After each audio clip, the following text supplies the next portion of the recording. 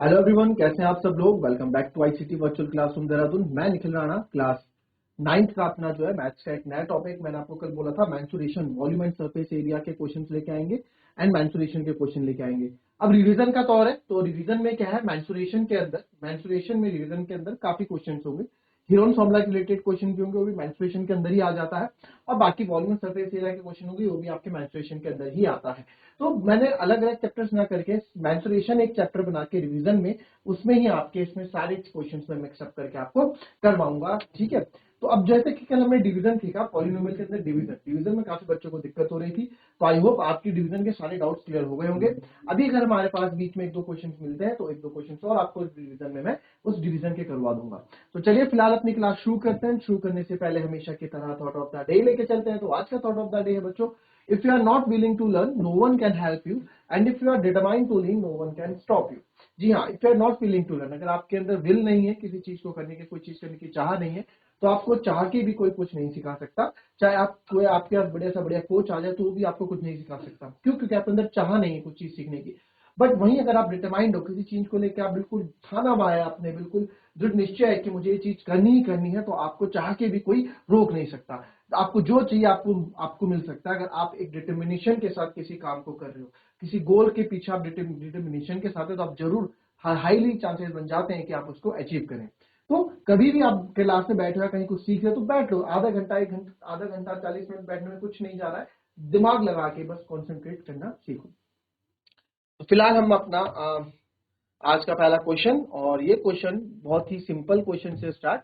The length and the breadth of a rectangular field are in the ratio 9:5 if the area of the field is 14580 square metre, find the cost of surrounding the field with the fence at the rate of 3.25 per metre.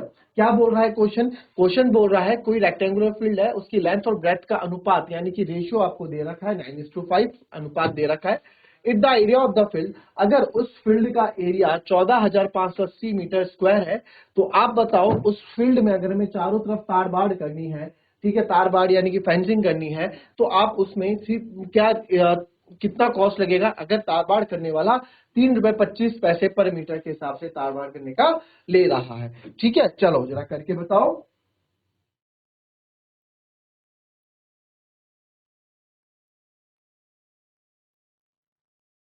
अब देखें इसमें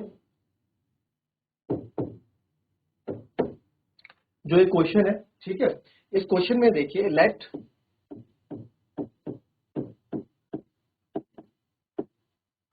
अब आपको length breadth एक ratio में दे रखा है ना। लेंथ ब्रेथ, तो आप लेंथ जो है हम जो लेंथ मानेंगे, ठीक है, वो एक्स में मान लेंगे, ठीक है। 9:5 है, तो पहले लेंथ के लिए है और बाद में ही ब्रेथ के लिए है, ठीक है। तो लेट लेंथ बी 9x, वैसे ही लेट, आपको पता है जब कभी भी हमारे पास रेशियो में आता है हम उसको एक्चुअल वैल्यू ले लेते हैं, यानी कि उसको एक्स में ले लेते हैं, 5x, ठीक है। If the area of the field is 14580 square metre, तो ठीक है, एरिया ऑफ फील्ड हमको क्या दे रखा है, 14580 मीटर स्क्वायर। तो एरिया ऑफ फील्ड, इसका मतलब क्या है, एरिया ऑफ फील्ड क्या होता है, लेंथ इंटू ब्रेथ। ये आपको 14580 मीटर स्क्वायर दे रखा है। लेंथ आपके पास कितनी है सर, लेंथ 9x है, और ये हमारे पास 5x, ठीक है। तो अब आप यहां देखेंगे मीटर स्क्वायर हटा देते हैं, मीटर से मीटर क्योंकि कैंसिल हो जाएगा। 9 5 जा 45x स्क्वायर 14580, ठीक है। हमें तो x की वैल्यू चाहिए, तो x स्क्वायर को ऐसे ही रखेंगे, 14580 अपॉन 45। तो आप यहां देखेंगे दोनों 5 से कट सकते हैं क्योंकि आखिरी में 5 और 0 है। तो 5 9 जा 45, 5 2 जा 10, 10 4 गया, फिर आ जाएगा 5 9 जा 45, फिर 5 1 जा 5, 5 6 जा 30, ठीक है। अब ये क्या 3 से 9 से 9 का डिविजिबिलिटी रूल भी वही होता है, पहले 3 का भी 9 का देख लेते हैं। 6 1 7 2 9 और 9 18, यानी कि 9 से ही चला जाएगा डायरेक्ट, तो ज्यादा मेहनत नहीं करनी पड़ेगी 3 से काटने की, 9 से ही काटेंगे। 9 3 जा 27, बचेगा 2, है ना, 9 3 27, बचेगा 2, फिर 9 2 जा 18 बचेगा 3 और 6 और 9 4 जा 36। तो एक्स स्क्वायर की वैल्यू आ गई 324।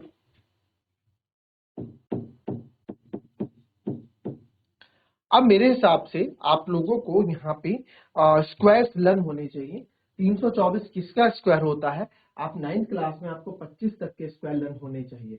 हालांकि मुझे पता है अगर कुछ काफी बच्चे ऐसे होंगे जिनको स्क्वायर्स लर्न नहीं है, तो कैसे निकालेंगे आप? वो क्या करेंगे, 324 के यहाँ पे फैक्टर्स करके निकाल लेंगे, और या फिर शॉर्टकट मेथड से डिवीजन जिसको आप बोलते हैं, इससे भी आप कर सकते हैं। दो दो के पेयर, तो यहाँ 1 1 जा 1, 2 2 जा 4 बड़ा हो जाएगा, तो यहाँ पे मैं 1 1 जा 1 लूंगा, 3 में से 1 गया तो ठीक है।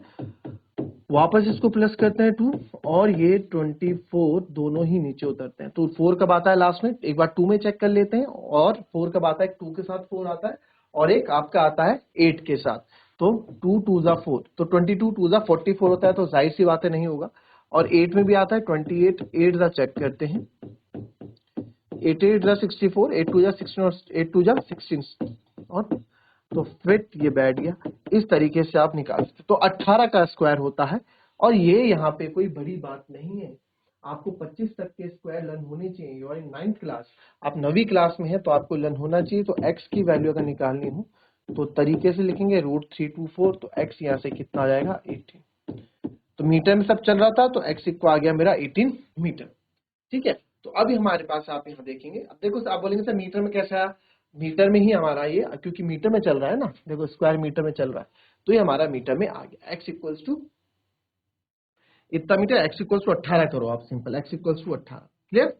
अब x इक्वल्स टू मेरा 18 आ गया है, तो अब आप यहाँ पे बताओ आपको क्या बोला है कि हमारे पास क्या है? हमारे पास तो उन्होंने बोला क्या, हमारे पास कंडीशन क्या दे रखी है कि सर आपके पास एक फील्ड है, ठीक है, फील्ड हमको दे रही है जिसकी 9x और 5x हमको बोला है, जो रेशियो आपको दे रखा है 9x और 5x। आपको बोला इसके cost of surrounding field with the fence, इसके चारों तरफ फेंस लगाने, यानी कि चारों तरफ हमको क्या करनी है? दीवार, चार दीवारी लगानी है या तारबाड़ करनी है।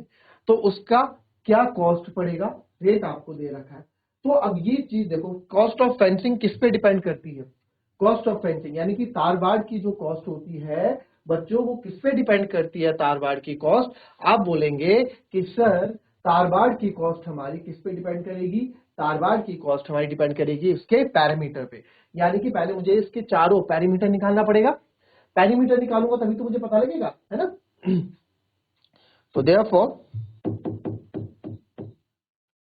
सबसे पहले लेंथ ऑफ ब्रेथ निकालते हैं। तो देयरफॉर लेंथ है 9x, तो 9x 9 इंटू 18, जो कि होता है 162 मीटर। ठीक है, यही होता है, ठीक है, 162 मीटर। और वैसे ही ब्रेथ कितनी हो जाएगी मेरी? 5x है ना, है ना? 5x, तो ब्रेथ 5x के रखेंगे आप 18, तो ब्रेथ आ जाएगी 18 5 जा 90 मीटर हमारा ये आ गया। ठीक है, अब आप यहां देखें, अब तो हमको क्या बोला, हमें पैरामीटर की बात बोली गई है, तो पैरामीटर पे डिस्कस करते हैं, क्योंकि इसमें फेंसिंग की कॉस्ट निकालनी है तो पैरामीटर तो चाहिए होगा। तो देयरफॉर पैरामीटर है इसका, हमें पैरामीटर निकालना पड़ेगा, जो होता है 2 लेंथ प्लस ब्रेथ, या फिर पैरामीटर इक्वल्स टू, आप यहाँ पे ये लिख सकते हैं, पैरामीटर इक्वल्स टू क्या होगा? Length of fence.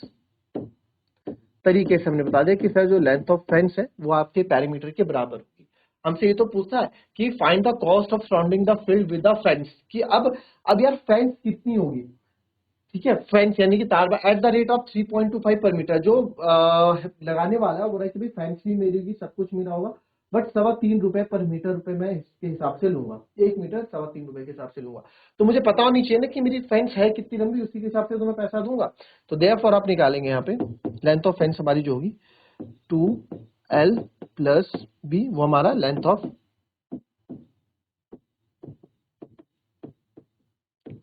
फेंस हो जाएगा। ठीक है, तो आप देखेंगे इधर, तो इधर हम निकाल रहे हैं इसको, मैं इक्वल टू 2, लेंथ में क्या है 162 प्लस 90। ठीक है, 162 प्लस 90, इसको इधर फिर से कंटिन्यू करेंगे।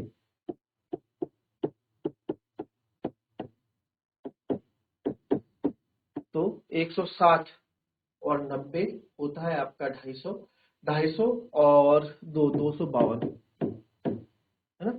तो आएगा 2 2 जा 4, 2 2 जा 4, 2 5 जा 10, 2 2 जा 504 मीटर। ठीक है,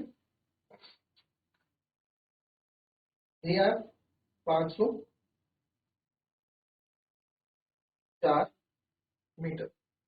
तो 504 मीटर क्या है, उस फेंस की लंबाई है। क्या हुआ, 504 मीटर क्या है, इस फेंस की पूरी लंबाई 504 मीटर है। ठीक है, हमें कॉस्ट निकालनी है, तो रेट क्या दे रखा है हमें, now therefore length of fence.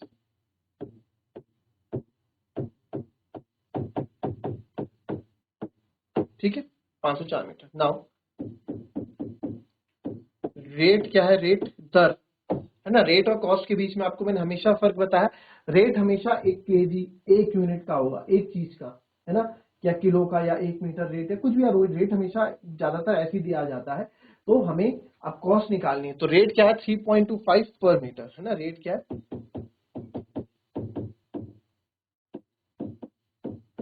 अब पर मीटर बच्चों इसका मतलब क्या है कि सर 1 मीटर का, ठीक है, पर मीटर का मतलब क्या है यहाँ पे, पर मीटर का मतलब है यहाँ पे कि सर 1 मीटर का ये क्या ले रहा है, 1 मीटर का 3.25 पर मीटर, मतलब 1 मीटर का कितने रुपए ले रहा है, 3.25 रुपीज ले रहा है। तो हमें तो कॉस्ट निकालनी है, तो देयरफॉर कॉस्ट ऑफ,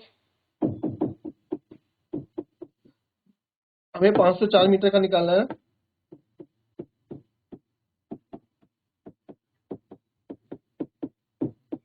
3.25 इंटू 504 आप करोगे। अब ये कैलकुलेशन है भाई, जहां मेंसुरेशन है वहां कैलकुलेशन तो होगी, पॉइंट अभी भूल जाओ, 325 आप रख लो। ठीक है, 5 4 जा 20, ये आपका हो गया यहाँ 0, और 5 5 जा 25, फिर 2 4 जा 8, 2 0 जा 0, 2 5 जा 10, फिर 3 4 जा 12 और 3 5 जा 15। तो 0 8 2 10, 5 2 7 1 8, 2 1 3 4 5 1 6, तो आ गया 164800, पॉइंट 2 के बाद है तो आप भी पॉइंट 2 के बाद लगा देंगे। तो हमारे पास जो कॉस्ट आ गई देयरफॉर 504 मीटर का कितना लेगा, 1648 रुपीज। अब लिख सकते हैं देयरफॉर लास्ट में कॉस्ट ऑफ फेंसिंग जो होगी बच्चों कितनी होगी, ₹1648। तो ये हमारा कॉस्ट ऑफ फेंसिंग। आई बात समझे, कॉपी कर लेंगे इसको।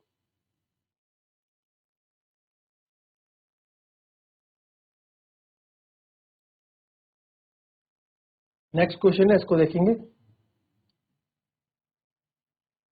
Find the area of triangle whose sides are 34 centimeter, 40 centimeter, 20 centimeter and 42 centimeter. Hence find the length of altitude corresponding the shortest side. बहुत अच्छा है क्वेश्चन, जैसे कि मैंने आपको बोला आपके पास क्वेश्चन मिक्स रहने वाले हैं, rectangle, triangle, volume, surface area से भी, और साथ ही साथ आपके हीरोन फॉर्मूला के चैप्टर से भी।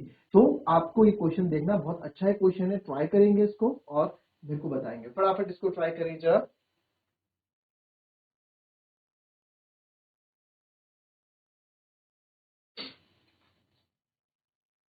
देखें क्या बोला गया है, हमारे पास एक ट्रायंगल है, ठीक है, ये ट्रायंगल यहाँ पे बोला गया है, और ट्रायंगल जो है, इस ट्रायंगल में बोला गया है कि इसकी एक साइड है 34 सेंटीमीटर, तो आप मान लेते हैं ये है 34, ये है 42, और ये है 42, ये है 34 और ये है 20 सेंटीमीटर। ठीक है, hands find the length of altitude correspond, पहले तो इसका एरिया निकालना है। अब हमारे पास लेंथ है, बट हमारे पास क्या है, इसका एरिया ऑफ बेस क्या होता है, एरिया ऑफ ट्रायंगल निकालने के लिए हाफ बेस इनटू हाइट होता है, बट हमारे पास इधर हाइट नहीं है, ये साइड्स है, हमारे पास हाइट नहीं है, हाइट आपके परपेंडिकुलर होती है 90 डिग्री की होती है, जो कि हमारे पास अवेलेबल नहीं है। तो अब कैसे करेंगे सर इस क्वेश्चन को, आइए देखेंगे। चलो, तो हम हीरोन्स फॉर्मूला का यूज करेंगे, जाहिर सी बात है जब हमारे पास हाइट नहीं दी होती तो हीरोन्स फॉर्मूला का यूज करते हैं, तो उसके लिए सेमी पैरामीटर हम निकालते हैं। तो यहाँ पे हम साइड्स को मान लेते हैं कि ए है 20 सेंटीमीटर, बी है हमारा 34 सेंटीमीटर, कुछ भी ले लो, और सी है मेरा 42 सेंटीमीटर, है ना। तो to find the area of triangle हमें क्या करना है, using by using Heron formula, तो हम पहले सेमी पैरामीटर निकालेंगे एस, ठीक है।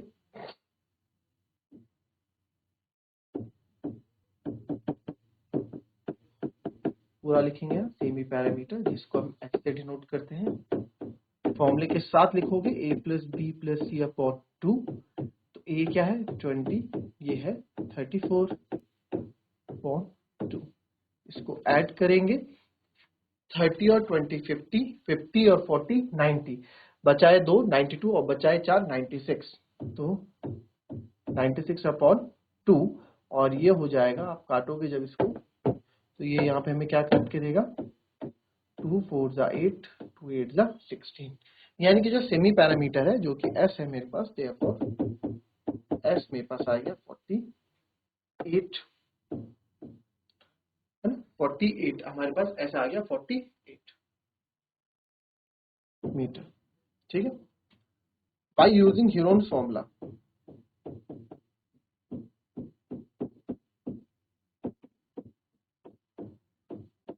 ठीक है, बाय यूजिंग ह्यूरोन्स फॉर्मूला एरिया हम निकाल रहे हैं जो कि होता है under root s minus a s minus b s minus c।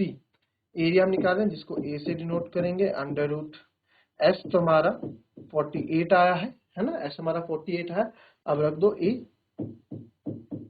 48 minus 20, 48 minus 34 और 48 माइनस 42।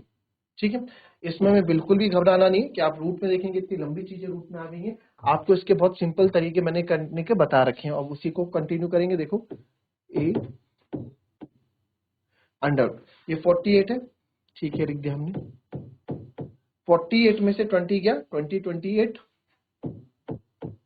फिर 48 में से 34 गया, ये आ जाएगा 34 और 4 38 14 और 48 माइनस 42 ये हो जाएगा बच्चों 6। अब आपको जैसा मन कर रहा है वैसा ब्रेक कर दो, जो 48 जो मन में आ रहा है, 48 की टेबल जैसी मन में आ रही है वैसे कर दो। ठीक है, मेरे मन में आया 6 8 जा 48, ठीक है जी, 6 8 जा 48। सर 28 का है 7 4 जा 28, जो मन में आ रहा हो ब्रेक कर दो। 14 का आपके पास आया सर 7 2 जा 14 और 6 को आपने थोड़ा दिमाग आपके पास होगा। देखो इतना दिमाग हमें रहता है कि 6 8 जा 48 मैंने पहले किया था, तो इसको ब्रेक ना करके 6 ही रहने देते हैं, है ना। क्यों हमने अपना टाइम वेस्ट करें, क्यों 6 को हम ब्रेक करें। ठीक है, और जिसका डायरेक्ट स्क्वायर बन रहा होगा, स्क्वायर रूट होगा, उसको नहीं छेड़ेंगे। तो अब आप यहाँ देखेंगे जो 2 2 के पेयर उनको आप, एक तो 6 मेरे को 2 का पेयर दिखा और 4 का तो डायरेक्ट 2 होता ही है, और 7 भी मेरे को यहाँ पे बाहर आते हुए नजर आ रहे हैं। तो नेक्स्ट में एक तो सर 6 बाहर आ गया, ठीक है, 7 2 7 है पेयर, ये बाहर आ गए, और 4 का स्क्वायर रूट ऑफ 4 क्या होता है 2, इस 4 की जगह क्या बाहर आएगा बच्चों 2 आएगा। अब आप बोलोगे सर 4 की जगह 2 क्यों आएगा, और यहाँ तो आपने 7 की जगह 7 रखा, क्योंकि बच्चों 7 के 2 पेयर है ना, तो 2 पेयर 1 बन के स्क्वायर, 6 के 2 पेयर है। अब 4 को मैं 2 इंटू 2 लिखूंगा तो 2 2 के 2 एक 2 बाहर आएगा ना, और वैसे भी अंडर रूट ऑफ 4 क्या होता है आपका 2 ही होता है। ठीक है, अब अंदर क्या बचा, अंदर बचा 8 इंटू 2, अरे 8 दूनी 8 तो 16 होता है। ठीक है, अब आप देखेंगे जब 8 इंटू 2 भी आपका बचा ना, तो 8 को आप फिर से ब्रेक कर दो, 4 2 जा 8 और इसको कर दो 2 से। ठीक है, बट ऐसे भी कर सकते हैं अगर और नंबर ना बचे, बट आपने देखा 8 दूनी 16 बच रहा है, तो 8 दूनी 16 के लिए हम बहुत इजीली, यहाँ पे हमारे पास 16 बचा है, 16 हमने कर दिया। ठीक है, तो इसको आप यहाँ करेंगे 6 7 जा 42, 42 2 जा 84 और इंटू 4, 6 7 जा 42, 42 6 7 जा 42, 42 2 जा 84, 84 इंटू 4 हमने किया, तो एरिया जो इसका आ गया बच्चों 4 4 जा 16, 1 कैरी 4 इज 36 मीटर। ये तो इसका क्या आ गया, एरिया आ गया। ठीक है, ह्यूरोन्स फॉर्मूला हमने यूज किया, and by using the Heron's formula हमारा ये आ गया। अब हमें क्या बोला है, अब हमें एक चीज और यहाँ पे इन्होंने बोल दी है कि सर आपको इसकी हाइट भी निकालनी है। ठीक है, हमें इसकी हाइट भी यहाँ पे निकाल के देनी है। तो हाइट निकाल के देने के लिए बात कैसे करेंगे भाई, हाइट भी निकालनी है, हाइट कैसे निकालोगे, और हाइट जो निकालनी है altitude corresponding the shortest side, यानी कि शॉर्टेस्ट साइड के करस्पॉन्डिंग वो होनी चाहिए। तो सबसे पहले आप यहाँ पे देखेंगे, सबसे पहले आप यहाँ देखिए करस्पॉन्डिंग सबसे छोटी साइड ये है 20 42 34, यानी 20 सबसे छोटी है, तो इसके करस्पॉन्डिंग हो। तो आपको पता है एल्टीट्यूड, मैंने आपको बताया एल्टीट्यूड हमेशा वर्टेक्स से, एक वर्टेक्स से खींचा जाता है 90 डिग्री, तो यहाँ से वर्टेक्स से एक एल्टीट्यूड आएगा ये, तो ये आपको यहाँ पे खींचना है। तो यह एल्टीट्यूड आपको, इस एल्टीट्यूड की, यानी एल्टीट्यूड मतलब हाइट आपको बोला है, और ये आपको पता है हमेशा एल्टीट्यूड जो है 90 डिग्री बनाता है। ठीक है, तो बस अब आपको पता है भाई एल्टीट्यूड निकालने के लिए, यानी कि इसका आप नामकरण भी कर सकते हैं। हमने नामकरण नहीं किया है ना, इसका नामकरण ए बी सी और इसको मान लो डी। ठीक है, हमें एरिया ऑफ ट्रायंगल एबीसी निकालना है, तो आपको पता है इसमें मैं यूज कर सकता हूं एरिया ऑफ ट्रायंगल एबीसी। हमें एक फॉर्मूला और पता है, half into base into height, half गुणा बेस गुणा हाइट। ठीक है, अब हम इसका अब ये फॉर्मूला हम क्यों यूज कर पा रहे हैं, क्योंकि एरिया हमने निकाल लिया है। एरिया किसी भी मेथड से निकालो, एरिया तो सेम रहेगा। तो एरिया तो सब निकाल चुके हैं 336। हाफ बेस क्या ले रहे हैं, ये नहीं, बेस अभी हम ये नहीं लेंगे क्योंकि बेस हाइट हमारा करस्पॉन्डिंग टू दिस बेस है, तो बेस आपको लेना पड़ेगा AB और हाइट आप ले रहे हैं CD। ठीक है, तो 336 इक्वल्स टू हाफ बेस है आपका 20 इंटू CD। तो आप देख रहे हैं यहाँ पे 2 10 20 हमारा कैंसिल हो जाएगा और CD बराबर यहाँ पे आएगा 336 इक्वल्स टू 10 CD। हमें CD की वैल्यू चाहिए, 10 इधर आ जाएगा नेक्स्ट स्टेप में, 336 divided by 10 equals to CD। तो CD बराबर हो जाएगा बच्चों 336 अपॉन 10 को मैं क्या लिख सकता हूँ, एक जीरो हटाऊंगा तो लिख सकता हूँ 33.6 मीटर। तो ये यहाँ पे इसकी क्या हो जाएगी, हाइट हो जाएगी, शॉर्टेस्ट एल्टीट्यूड। तो इस तरीके से ये क्वेश्चन होगा आपका। ठीक है, अच्छा क्वेश्चन था, कॉपी कर लेंगे इसको।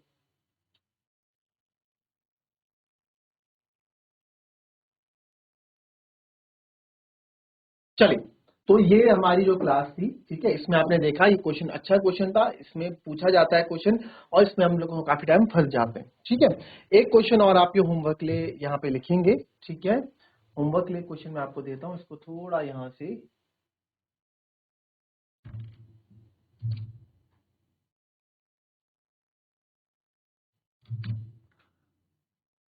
ये क्वेश्चन है, ट्राई करेंगे। The surface area of a sphere of a radius 5 centimetre is 5 times the area of curve surface area of a cone of radius 4 centimetre. Find the height and the volume of the cone. बहुत ही अच्छा question है, simple सा question है। जैसे जैसे question बोल रहा है आपको वैसे वैसे करते जाना है। क्वेश्चन बोल रहा है कि भैया जो सरफेस एरिया ऑफ स्पेयर है वो और जिसका रेडियस 5 सेंटीमीटर 5 गुना है area of curve surface of a cone of a radius 4 centimetre. आपको कुछ नहीं करना है, जिस तरह से क्वेश्चन आपके लिए बोलता जा रहा है आपको उस हिसाब से चीजें करती रहनी है and you will get your answer. ठीक है, तो अगर आप देखें मैं इसमें थोड़ी हिंट आपको यहां दे दूं। अच्छा, सबसे पहले सरफेस एरिया ऑफ रेडियस क्या होता है, मैं आपको थोड़ा बता दूं, आपको थोड़ी सी मैं यहाँ पे दूंगा। सरफेस एरिया ऑफ स्फीयर क्या होता है, तो आपको फॉर्मूला आपको पढ़ा रखा है 4 टाइम्स एरिया ऑफ सर्कल। अब आप फॉर्मूला खुद बना देना, 4 टाइम एरिया ऑफ सर्कल होता है। Curve surface area of cone क्या होता है, curve surface area of cone, तो यह सिंपल सा ऐसा है, जो ये देखो सरफेस एरिया ऑफ स्फीयर है ना, ये 4 टाइम है CSA ऑफ कोन के। इतनी हिंट मैंने आपको दे दी, फॉर्मुलेज आपको पुट करने हैं। ठीक है, सरफेस इतनी हिंट मैंने आपको दे दी, फॉर्मुलेज आपको पुट करने हैं, आंसर आपको निकाल के लाना है। ठीक है, तो इस तरीके से आप इस क्वेश्चन को करेंगे, कॉपी कर लें, दिस इज योर होमवर्क। तो मिलते हैं आपसे अपने बच्चों कल की नेक्स्ट क्लास में, तब तक के लिए be happy, be healthy and be safe. Thank you and have a nice day.